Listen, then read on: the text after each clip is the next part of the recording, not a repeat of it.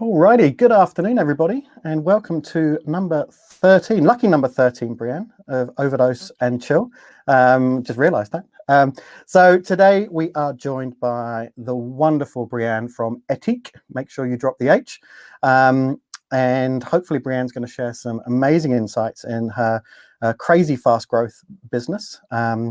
Brianne, why don't you give us the quick elevator pitch of what Ethique is, and then we'll dive into some nitty gritty. Cool. So Ethique is the world's most sustainable cosmetics company, or it's what we affectionately call it. So it's about 8 years old. We produce everything you would imagine in your bathroom. So liquid shampoos, conditioners, moisturizers, dog shampoo, whatever. We make the solid bar versions. So not to be confused with soap, but it's just a solid bar version because it means we've done away with the water, so we can do away with the plastic. It's really quite a simple concept, and it's grown very, very fast. So is it genuinely as simple as that it's just shampoo without water and then repackaged? There must be a bit more science behind that. Well, yeah, okay. The formulation principle is difficult, and it certainly was back 8 years ago when it was a much more unique concept. But I guess from trying to explain it to consumer standpoint, one of the things we say is because a lot of people are quite bar with soap, and soap is cheap typically, and it's also if you've ever used soap to wash your hair, it's not the nicest feeling, and we want to get across the quality, and the actual feel is exactly the same as if you're using a liquid bar. So to get that across to consumers, we say, imagine if you took a bottle of shampoo and boiled all the water off, what would you be left with? That's what's in a bar. It's not technically correct, but it helps people understand. Amazing. Now, guys who are listening, if you do post comments, I can see them. So please feel free to throw any questions in there for Brianne. Now, so that concept of the bar, did you invent that? Was that the invention, or was it more about taking that concept to market? No, so soap's been around for however long, hundreds of years. We were literally thousands of years actually, because people were making it with ashes and animal fats. As for, say, a shampoo bar, the first one was around, I think, in sort of the very early 1900s. So no, certainly you wouldn't invent the concept. Really, just took it that little bit further. But it's I don't think there's many or there certainly wasn't many companies out there doing shampoo conditioner, but now we have expanded it into the full range and taken it as far as I really think it should go, which is everything in your house, pretty much. And that's a nascent consumer. Yeah, I was going to say, because as a nascent consumer, it feels like you opened that category up to the masses, though. It wasn't really a thing before Ethique, or was it just... It probably sounds a bit arrogant, but yes, I think it's reasonably safe to say the category has expanded since we've been around. We've been very lucky, so we've been very successful, and we've been talked about a lot. And I think that's really inspired consumers to ask more from their brands, which means brands have opened up and created bar products, and new companies dedicated just to producing bars have started up. So it's definitely expanded. I mean, we now even see companies like Unilever and L'Oreal creating bar products, and that they certainly weren't around even 2 years ago. So is that equal parts hell yeah, or is it equal parts kind of frustration as well, that you feel they're jumping on your bandwagon? I always say we want Ethique to be the company that puts a bar in every shower, and that does not mean an Ethique bar, because we simply cannot do it all ourselves, and people won't like our brand for whatever reason. So no, it's 100% a good thing, because the waste we produce is disgraceful.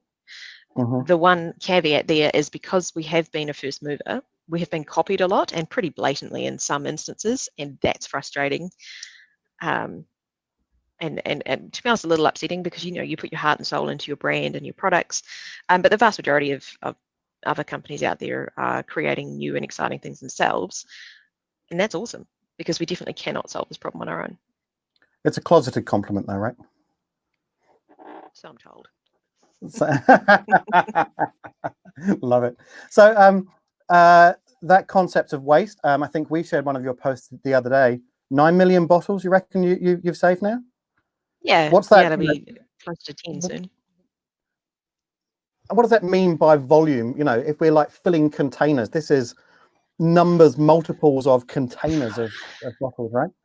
it's hard to visualize, and we're actually looking to get some kind of photography done so people can actually imagine how many bottles that is, because it's really, humans can't visualize those sorts of things.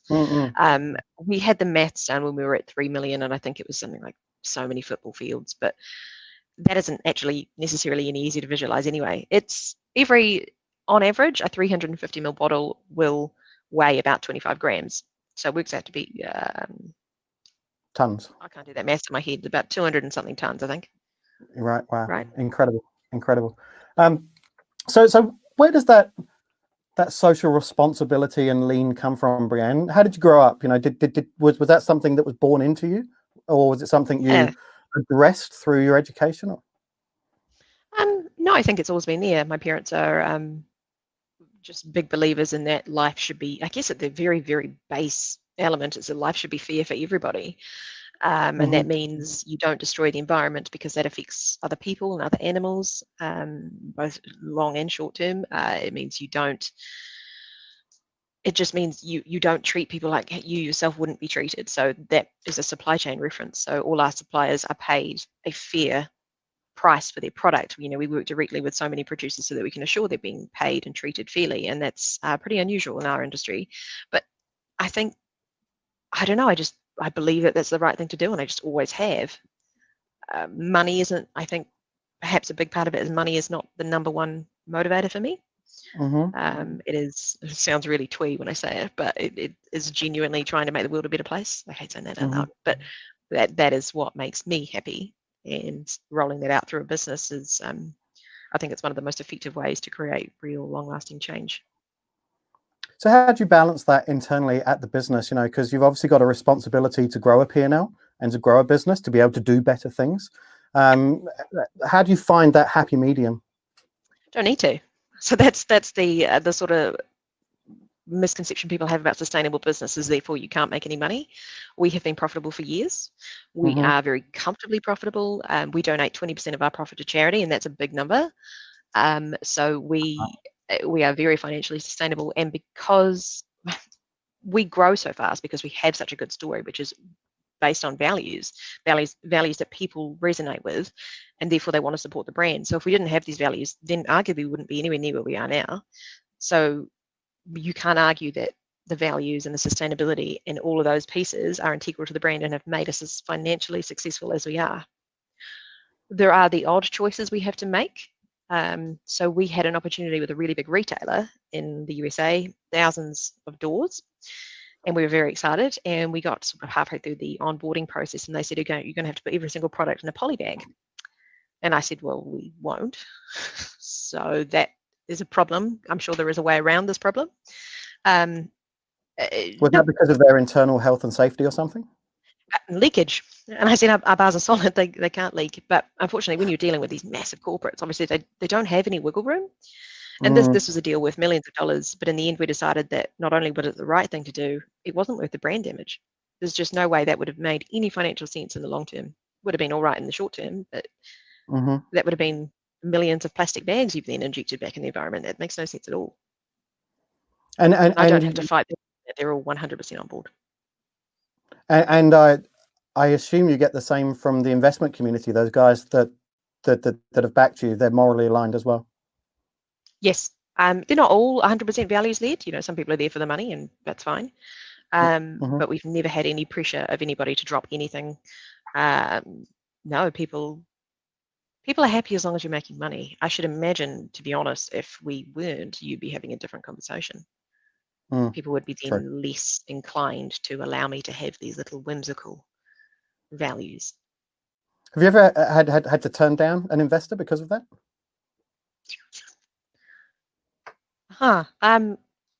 We never really got quite to the point where we were offered a deal, but we certainly cut conversations with a couple very, very short because of it, yes.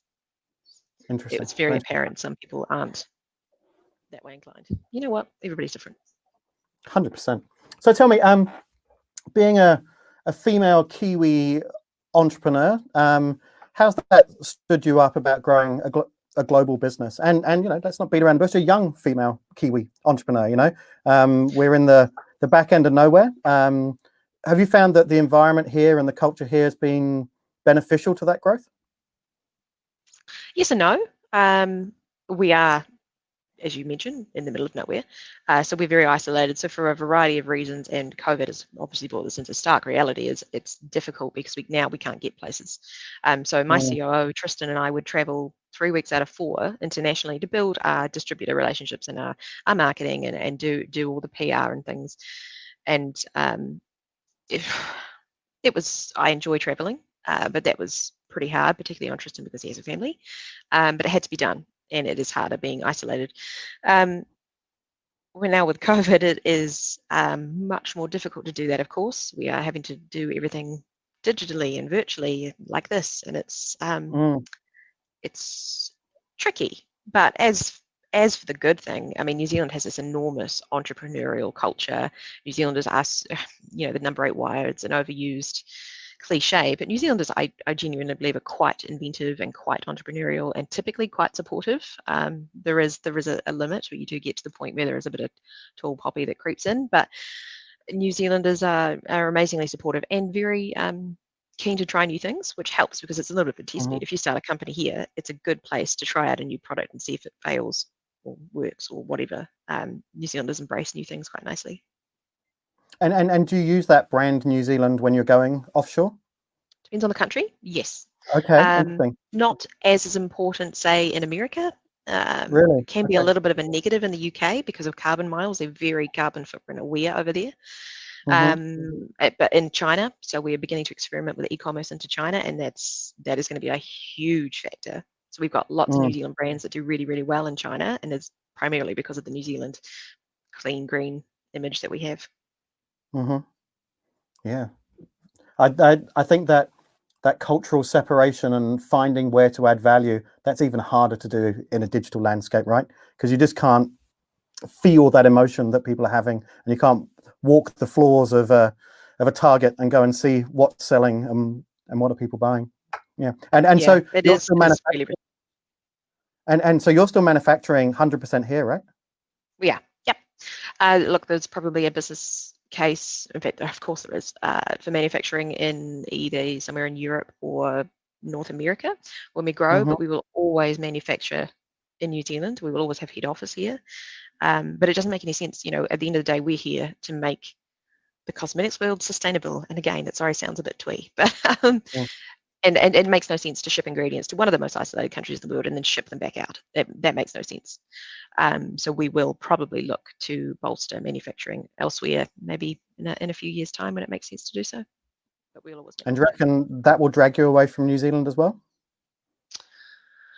Me personally, I mean, I'm not a manufacturing or supply chain specialist. It's really not my area of expertise or joy. I love formulating the products. Okay. But probably not. We're trying to bolster our internal capabilities in terms of formulation. So it's pretty much just Hmm. me at the moment. So we're training some team members who can start picking that up and running with it and creating some amazing things. Very cool. So let's wind back from, I was doing my little bit of scouting, and obviously Ethique came out of your university project, was it? Or just a moment at university? Just a moment at university. Okay. Okay. Yeah, I had started a couple of businesses when I was 19. One was a cosmetics company and one was a confectionery company, and I got bored with both of them. They were quite fun. They taught me lots of what not to do in a business. I made an awful lot of mistakes and got myself in a bit of financial trouble, to be perfectly honest.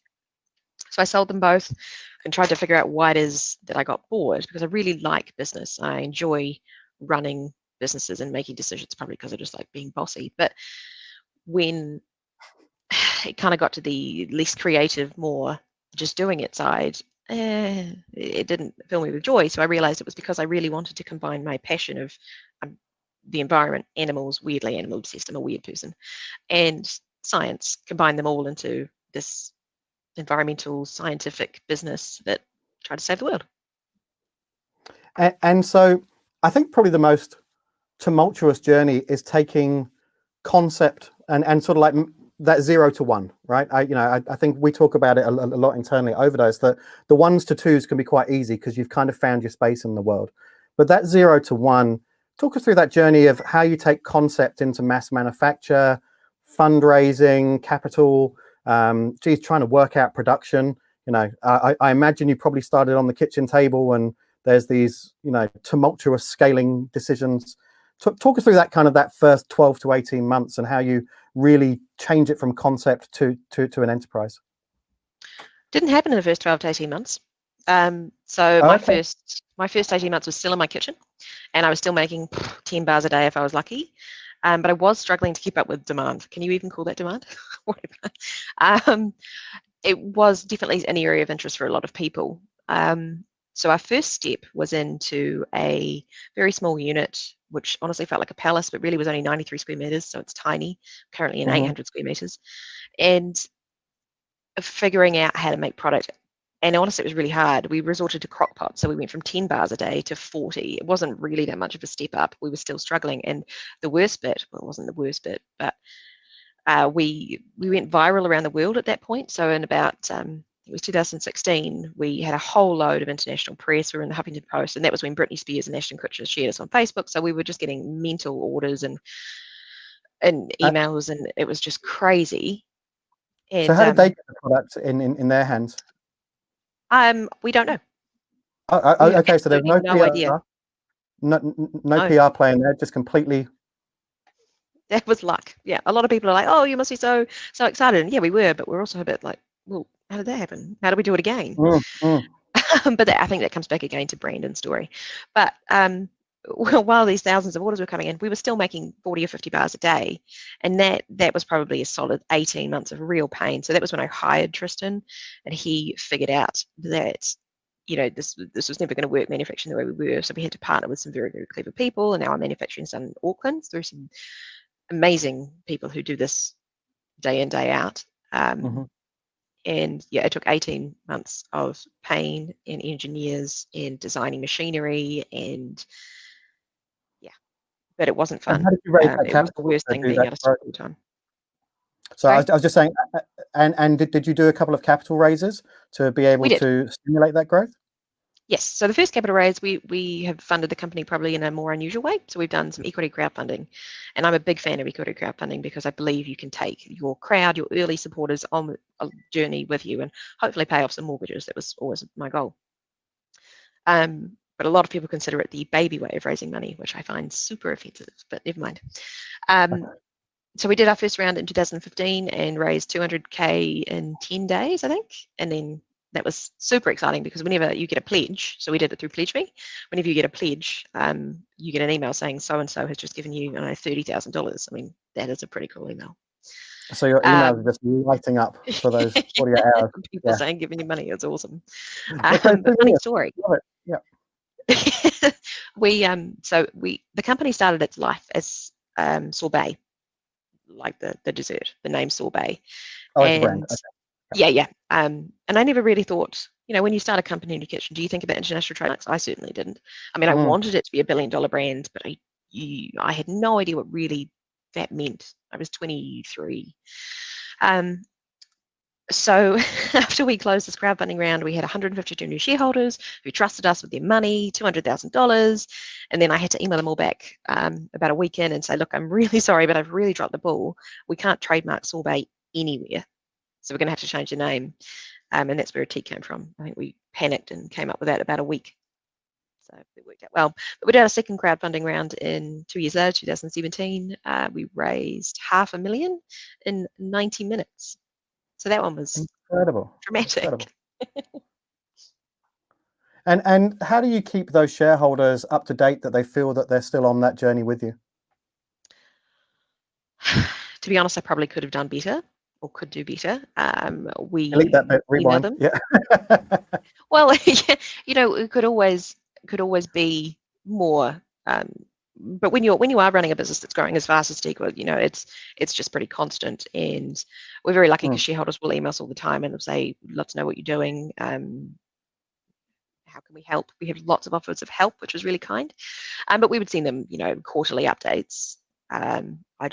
When I initially started out, I imagined that we'd have this cool shareholder club and we would have forums and we would talk, but life never works out like it does in my head.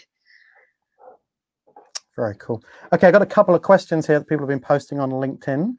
The first one here is, what's in the works for Ethique over the next 5 years? Without telling us too much of your trade secrets, what's the bigger and bolder vision? Well, I don't know if any of my team are listening. I suspect some of them are, and I might get in trouble. But we have a very, very big, very exciting product launch coming at the end of October. Now, it's something I've been working on for about 2 years, and I think it's a logical evolution of the brand. And it holds all our values, but it invites more people into the plastic-free, waste-free product world. Is that vague enough? Yeah, Cryptic. I'm quite proud of that. I didn't give anything away. I'm not going to be in trouble. I'm very excited. I'm so desperately want to tell people. So desperately. So we're very excited about that. Yeah, that's about a month away. And for other massive expansion around through retail, focusing on the USA, Europe, and the UK. But we are beginning to explore China, like I mentioned, to see how that will go. Yeah. So tell me, we'll be in more places and we'll have more products. Gotcha. Okay. So tell me, are you one of those painful to live with entrepreneurs that is always resetting her goals? And even when you've achieved those goals you never thought you'd hit, you then just add a 0 on the end? Yes, probably. So this year, as you mentioned earlier, 9 million plastic bottles, right? Well, I started the company with 1 million by 2020 being the goal. Right. 10 still feels like a small number, right? So the new goal, which I don't think I've even really said publicly yet, is 500 million by 2030. And we're on track to achieve that. So 500 million plastic bottles by 2030. I'm very excited about that. But yes, I think so. I'll probably be a little challenging and a little bit demanding, and I don't like it when people say something isn't possible. I appreciate some things aren't possible, but not that many things. Okay, next question here for you. I think we slightly touched on this, but I'm sure you got a few more insights. What are your greatest obstacles for the company this year, other than COVID? So what are the other kind of challenges you've had that aren't COVID challenges? Oh, it's hard to answer without COVID, because the biggest challenges we're facing is trying to grow like we are without being able to get to where we're growing. I understand and believe there is a place for virtual communication, but I don't believe you can build a relationship as well. It's like we have a phenomenal relationship with our Japanese distributors, for example, and that's because we've gone over there and spent a lot of time with them, and we wouldn't have that had we never done that. So that's going to be a huge challenge, but yes, that is COVID related. What about access to talent down in Christchurch? Did you manage to find, a suitable supply of talent to keep up with your speed of growth? No, and I don't necessarily think that's a reflection on Christchurch as much as there's not that many people down here. It is a problem, but we are, because of COVID, we are fast tracking our international infrastructure. So we're putting an office into New York, a satellite office. We're putting an office into London, well, the UK, probably won't be London actually, and we've just put an office into Auckland. So we are spreading that a little bit now to try and get those really, really heavy hitters who've built big brands before, who will be in the offices in New York and London. We hoped we could tempt people down to New Zealand, but no luck as yet. But yes, that is tricky being based in Christchurch. I guess less so in Auckland, but New Zealand in general, I would have thought. So you touched on this earlier as well, of where you find passion in your business. I have the same challenges myself at trying to work out where to point myself at inside the business, because we've come from this space of where we used to clean the toilets, mop the floors, answer all the emails, be the dinner lady. And have you faced those same challenges of where your role kind of gets narrower but becomes more impactful? Yeah, and honestly, I'm not very good at it. I am a control freak, and I know a lot of people say that proudly, but it's not a good thing for me at all. I do find it very difficult to let go, and I was definitely restricting the company's expansion because I wanted to make sure I interviewed everybody. I will meet them before we hire them, but I don't now have to run the interview. I wanted to make sure that I was across every single piece of marketing communication we were in. And I mean, you certainly go in and have a look, and I will certainly spend a bit of time in our customer, a CRM, to make sure I know what people are saying. So I'm still very much involved, but I have learned to trust people, and that's not because they weren't trustworthy before. It's because I simply find it difficult to let go, as I imagine you did. It is tricky because you are trusting people with your baby, and you've got to ensure that they feel about it the same way as you do. And of course they won't, because it's what you created, right? But I think this is helped by the fact that the people in this building are as passionate about our causes as I am. So they therefore want the company to be as successful as I do, because that then impacts what we're trying to do. And that, yeah, that helps. I'm learning I'm not good at it. I don't like delegating. And you know what? And actually, a lot of the time, it makes me feel like I'm useless at my job too, because I should be good at that. But it's a work in progress. I completely hear you. That imposter syndrome, that you've kind of built a business that feels bigger than yourself. Yeah. Yeah. I hear you on that loud and clear. Yeah. So your key focus is product and brand. Yeah. Yes.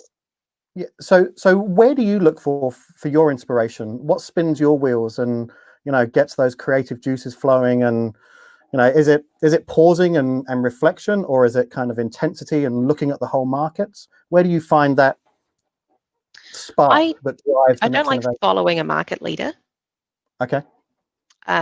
So I try not to look at what other companies are doing and then emulate that. I'm not a fan.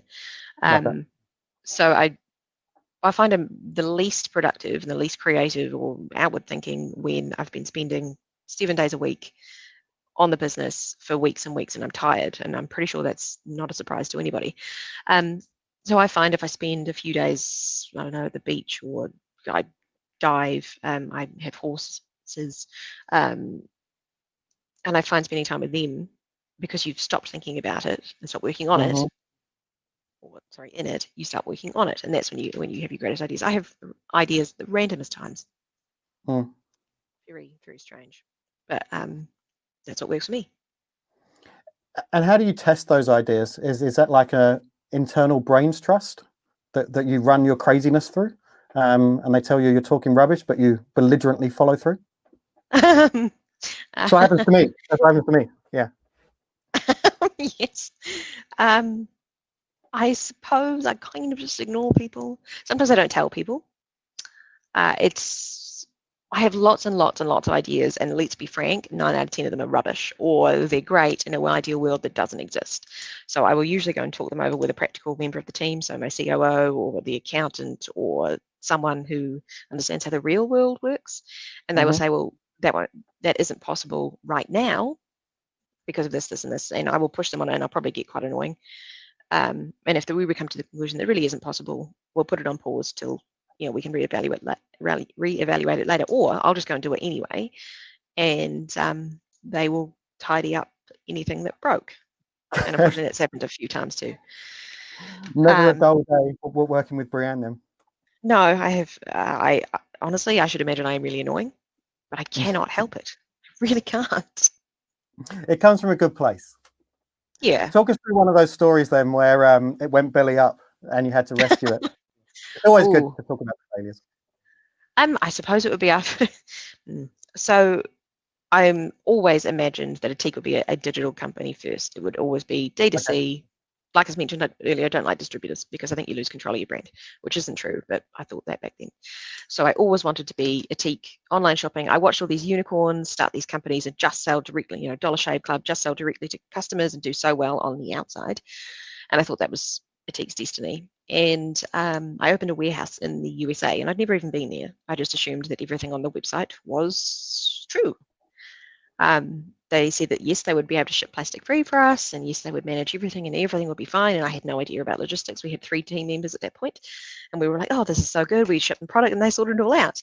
It was the biggest disaster. We lost a lot of brand image. We were, not even in our infancy. What if it was beneath infancy in the American market? And we destroyed our brand reputation because they sent it out plastic. They didn't send it out at all. They sent out random product. It was a disaster, and I pitched them based off a nice website. So Tristan came in and sorted that out, no problem, and now we have a wonderful warehouse in the USA. But that was one example of me racing ahead because I didn't want to do any due diligence. They had a great website. The guy I talked to on the phone was nice, so let's just go ahead and do it. Unfortunately, I do take things at face value a little bit too much. I think that's the one that probably gets talked about the most. But you must see that there is benefits from that speed, call it naivety, but that aggression and not procrastinating. Definitely. We've got a team full of doers because I cannot cope with a team full of talkers, and I find a lot of corporates, and we speak to a few investment specialists, so VCs and PE funds, and everything is, we'll have a meeting and we will run a workshop, or we'll have a focus group, and honest to God, it drives me mental. Not only is the information these focus groups come up with wrong most of the time, because people say things and then don't actually do them, but it's so slow. You've got 4 months of development before you even start thinking about making a prototype. It's mental. Just go out there and test something. I'm not saying create a product, for example, and then send it to every distributor you have and put hundreds of thousands of dollars of marketing behind it, but just go out and test it in a small market and see what happens. Of course, there's always got to be safety standards in place, but with what we're dealing with, we don't have that as much of an issue because, obviously we know what we're doing, and there are basic safety tests to run. But I don't understand why people put so much emphasis behind planning everything to death, and I think it's a form of fear, and it is a big step, and it's big and scary for a lot of people to take a step into running their own business. I understand that, but yes, having the gumption to go and do something and not really worrying. I worry, but not focusing on that worry, I guess. That's really important for a business. You need people and businesses to do that just as much as you need people who would plan, because there is a happy medium. Yeah, I agree. I think I don't think I know. I know that the best entrepreneurs in the world are genuinely fearless, right? And it's that complete self-awareness and willing to back yourself. I expect you had some of the same as I did on my journey as growing a large international company, which was where I felt that I had to restrain my aggression, right? So as the business became bigger and there was more people's lives and mortgages, and car payments on the line, that those all-in punts stopped being about, I've got enough money in the bank to survive for 6 months, and it was having that broader impact. And a lot of the realization I had, which kind of took us on our second lift of growth, was my leadership coming to me and just going, reins off, just fucking go crazy, go for it, right? And we will ride through that. And speed builds that momentum, and that momentum is just intoxicating for the whole group of staff around you as well, right? Because they're on that journey. They've invested their career to come on that journey with you. Yeah. So Yeah, last you're right. question. You do feel the weight of that responsibility. Oh shit, yeah. That's what keeps me awake up at night. It's literally the responsibility to my crew. Yeah. Last question, because I've chewed up half an hour of your Friday afternoon. Just a bit of advice for young entrepreneurs, because I know, my 13-year-old daughter literally has you and Lisa King on an absolute pedestal of, people that have taken social responsibility and taken it from that marketplace trader, farmers market table, but embraced capitalism whilst embracing social responsibility. Young entrepreneurs that are out there and want to follow your journey, give us a bit of a soothsaying. A lot of people will say that what you want to do isn't possible, and I don't know where that comes from. I don't know if it's people who don't want to see you succeed, people who are looking out for your well-being because they don't think they could do something, means that you can't do it. It's not a reflection on the reality of the situation, unless you want to walk to the moon, whatever. If you want to do something, work to it and try it. There is no harm in putting a small amount of your time, and if it's a really big loan shop, maybe not too much of your money, into trying something. So many people plan something, as I mentioned earlier, plan something to death, and they just don't go and do it. So if you are someone who's got this burning desire to do something, but you're surrounded by people who are naysayers, go and find someone who is a yay-sayer. Is that a word? It is now. Go and find someone who will support you and perhaps put some framework or some thinking that you hadn't already got around your idea, and see if you can go and do it from a slightly more balanced viewpoint. When I started Ethique, as I mentioned, I was in a place that was not great financially, and not a single person said it was a good decision apart from my parents. And here we are today. So not every decision you make will be a good one, but you should go and try them if that's your burning desire to do so, and don't let other people put you off. And the other side of that, of course, is Surround yourself with people with experience and people who are cleverer than you. And that might be a slight blow to your ego, but trust me, you'll get over it and you realize how wonderful other people make your business. But also bear in mind that they don't know everything about your company. You are the person who knows the most about your brand, certainly to begin with. And if they are saying that you should do something that is fundamentally against your values or against your brand or against what you want to do, you don't have to do it. Just because someone's giving you advice doesn't mean you need to take it. And then my final piece, and I've gone on, is I truly believe that business is the way to create a better future, because business is faster than government will ever be, and consumer influence is business.